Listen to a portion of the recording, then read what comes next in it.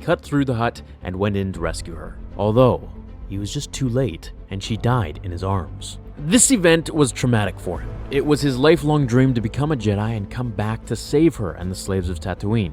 If only Obi-Wan had listened to his cries for help earlier on, she'd still be alive today. It caused him to go into a fit of rage and ultimately use the dark side in ways that we've never seen before. Now, in the novelization, he goes extremely dark. Now, I'm talking pretty dark. It was pretty sweet to read. He uses boulders to crush them and unleashes the dark side to its full extent at his level. He was traveling at immense speeds. Now, by Anakin releasing all of this dark side emotion and anger, it triggers a reaction in the Force, and it goes so deep that it finds Qui-Gon Jinn in the afterlife and causes him to make a reaction himself. Now, at this point, he's never contacted anybody because I believe he was still trying to figure it all out, which he did, of course, deeper in the Clone Wars and at the end of Revenge of the Sith. However, remember when Anakin slices the Tusken in pure hatred and rage? We get that swipe transition to Yoda meditating, and we hear Qui-Gon screaming,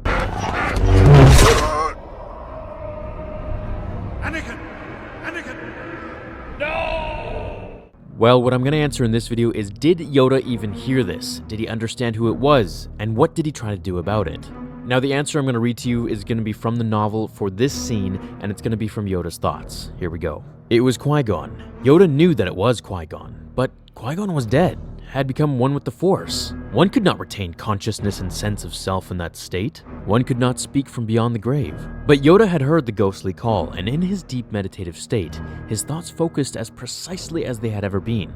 The Jedi Master knew that he had not been mistaken. He wanted to focus on that, then perhaps to try to follow that call back to the ghostly source, but he could not. Overwhelmed again by the surge of rage and pain and power. He wanted to focus on that, then perhaps to try to follow that call back to the ghostly source, but he could not. Overwhelmed again by the surge of rage and pain and power. He made a noise and lurched forward, then came out of his trance as his door opened and Mace Windu rushed in. "What is it?" Mace asked. "Pain.